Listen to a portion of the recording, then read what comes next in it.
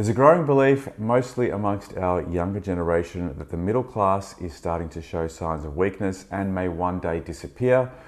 What do you think is happening to the middle class here in Australia? I don't necessarily agree that the middle class will go, right? What I think is that the middle class is here to stay because the economy is driven by the middle class from many perspectives.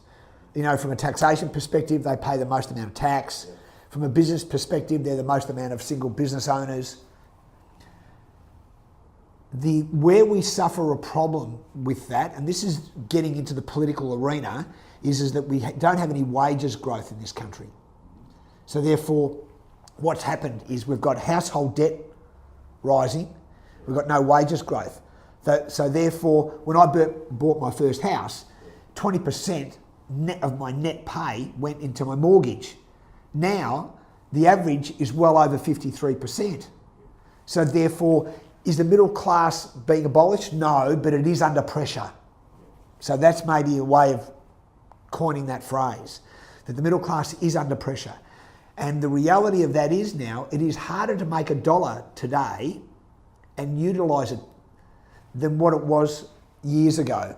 And that's because now we've got a population increase, we've got no wages growth, and what's also happening is that there's been no expenditure in mining. Mining's done well over the last 12 months and it's lifted back up. But what's happened is that with artificial intelligence, there's been no labour increase and there's been very little infrastructure spending.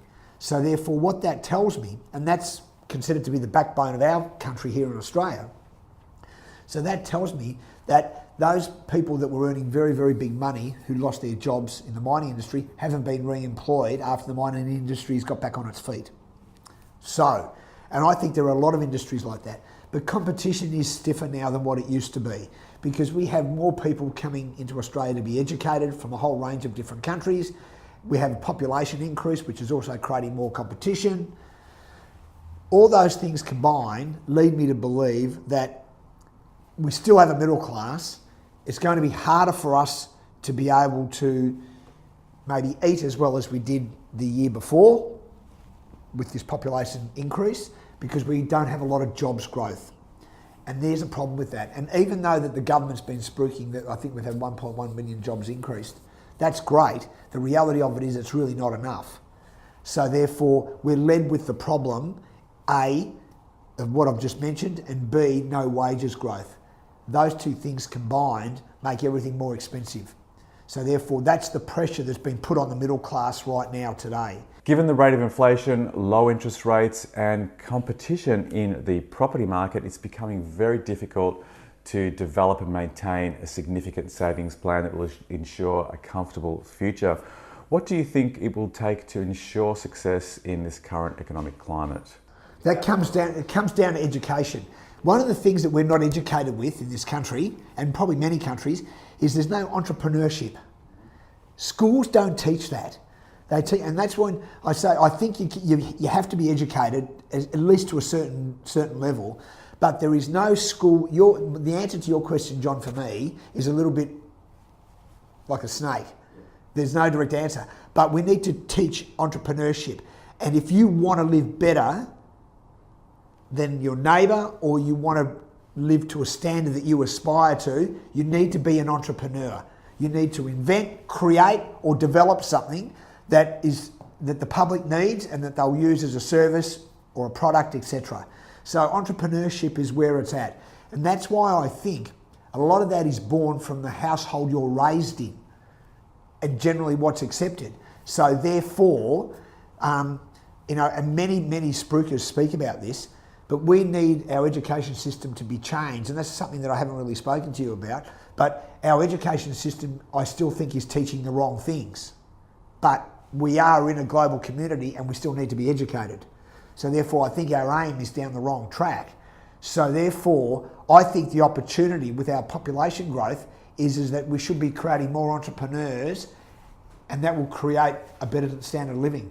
Another belief that you'll be exposed to, especially if you're watching a lot of YouTube these days, there's lots of motivational speakers talking about it, is the belief that you don't need an education to create a very high level of success, to become an entrepreneur, for example.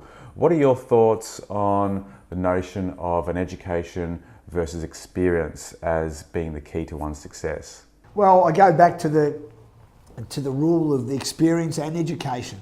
So therefore, no different to me leaving the college that I was at. One of the best things that I did is I left the college system, and then I went into the TAFE then uni system down at Swinburne. I've got to tell you, that taught me a lot of things, because I was mixing with people that were basically going into their own businesses when I was doing the business degree. So I was talking to people that were starting up plumbing businesses, people that were starting up catering businesses, people that were starting up manufacturing businesses. So therefore I saw it from a different level, you know. And one of the things that I've realised is that the higher level education system creates more working class. That I do believe. So that's what, but then a lot of these other business degrees where you're mixing with people that are starting their own businesses, that creates entrepreneurship. And that's where I was very lucky in my last year of schooling in year 12, or Form 6 at that time, that I was mixing with people that were self-motivators, self-starters, and creating new businesses. And that was the one thing that changed my mindset completely. Because I thought, wow, this is great. Because the world just opened up for me then. And I thought, well, I can really do anything I want. So do you think it was the opportunity to network and be amongst like-minded individuals that actually gave you the most benefit? Absolutely. It just created that one trigger point of me moving on after that teacher speaking to me in that manner. He actually did me a favour, inadvertently, not knowing that at the time, but always upon reflection, you become an expert. He did me a favour. And what I said before, John, you know, if you want to change your mindset, get better friends. Yeah. And that's how that works. And that's why networking is so important. And that's why the right education opens up the networking sphere. We've seen a new breed of entrepreneur form in the crypto space.